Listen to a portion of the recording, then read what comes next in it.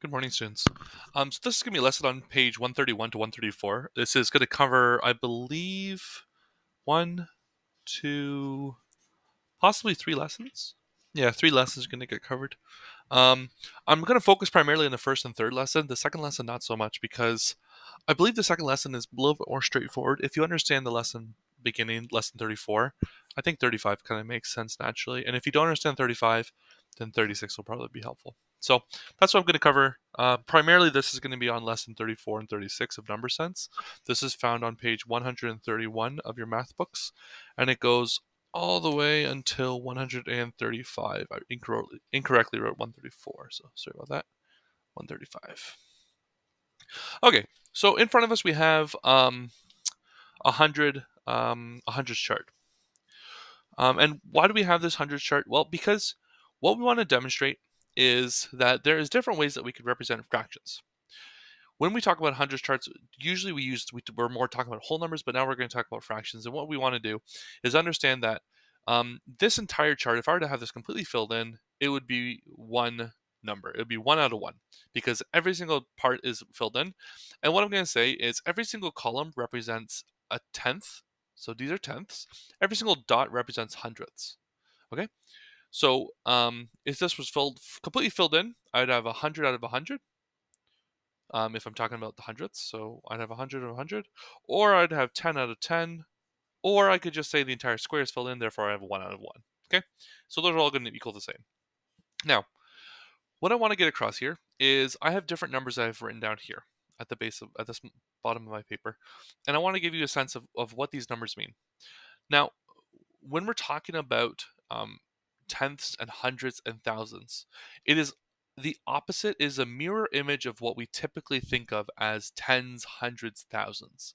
So usually when we're talking about tens, hundreds, and thousands, or ones, tens, thousands, hundreds, and thousands, ones is 10 times smaller than tens, and tens is 10 times smaller than hundreds. And as we work our way left, so a number like this, 371, as we work our way left, we are getting larger and larger units. This is ones, this is tens, this is hundreds. Now, the same rule applies, except that the ways describe these values are a little bit different. As I get bigger, I'm still moving to the left. So my units are still getting bigger, even though I'm calling them almost what seems like the opposite. So this is my tenths, my hundredths, my 1,000ths. And I'm getting bigger and bigger as I'm moving to my left. So my 1,000ths are 10 times smaller than my hundredths, and my hundredths are 10 times smaller than my tenths. So my tenths are 10 times smaller than my ones, and then tens and hundreds. So how do we demonstrate that? So I have 3 over 10 written up here, and I'm going to use a pencil, and I'm going to fill in my chart 3 out of 10. I'm going to do it pretty quickly, though. So I'm coloring in. That's 1/10, and I want to get 3 of them. So this is now 2, and now I have 3. So this is 3/10. 3/10 of the column, or 3/10 of the chart has been filled in. Okay.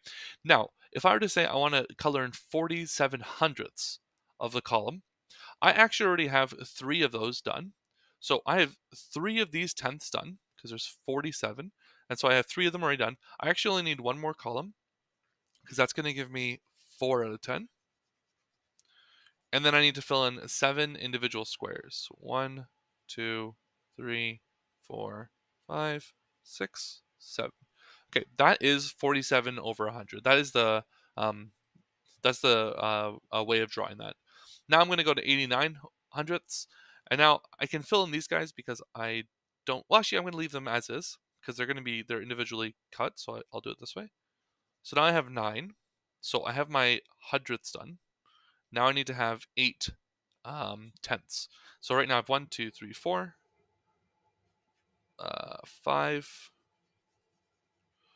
6, 7, 8. So if I did this correctly, I should have 89 filled in. So 10, 20, 30, 40, 50, 60, 70, 80, and 89. Now, what happens if I start getting to a number that's like larger? So now I have 8 and 2/200ths. Well, what's this going to look like? Well, I would have 8 blocks filled in that are like this size, 8 of them, and then I would have just 2 small pieces filled in over here, and that's going to give me 8 and 2/100ths. Now, when we're describing these numbers orally, it's really important for us to know that there's sort of 2 general ways that we can describe it, and there's one way that we can't describe it. So this number right here is 48/100ths. Okay, my 8 is in the hundredths column, and so what happens is I'm going to use that 8 as my starting point. I'm going to describe my number. This is the number 48. And then wherever my 8 follows, wherever the last number to my right falls, that is my overall characterization or categorization. So because this is 48, I could just say 48, and then I can move my finger and say, okay, this is tenths, hundredths. Okay, this is 48 hundredths. Okay, that would work for here too. I would say this is 8 and 2/100ths. And then if I write down a different fraction, maybe something's a little bit different. Let's say 3 and 201. Okay, so this is 3 and 201. And then what am I going to say after that? Well, this 1 falls into my thousandths column. So I'm going to say 3 and 201 thousandths. Okay, so that's this way of describing it. The other way you can describe it is if you want to, you can just say the numbers independently, each one. So I could say this is 0.48. That's perfectly fine. Or I could say decimal. I could say this is 3.201. That's fine too. But what I cannot say is 0.48 or 3.201. Now, the reason for that is because when I say the number 201 in any time, everyone imagines that I have 201 things, like large things. I have whole things, I have 201 of them. Okay? Um, I need to demonstrate that these are parts of a whole, these are fractions. And so I'd have to have the ending with it and say 201 thousandths. I can't say 203 and 201, 3.201, because people imagine that's like 3 and 201. So it's actually like I have 204. Why wouldn't I just say 204? Because that's not what I'm actually saying accurately. So whenever you're describing fractions, we can't do this orally, unfortunately, because we're obviously in remote learning. This is how we describe it. There is no 0.48. There is only 48 hundredths or 0.48. Okay. Um, this is a quick little lesson and review over page 131 to 135. Um, I hope this was helpful. Again, this is stuff that is primarily single number. Lots of like one number at a time that you're kind of writing in. So I'm okay with you completing this work. Again, I haven't had people come to my open meetings yet. No one's really checked in their work. So if you want to, you're more than welcome to come and check in and see how you're doing on things. I hope this is helpful, and I will see you, yeah, later on today.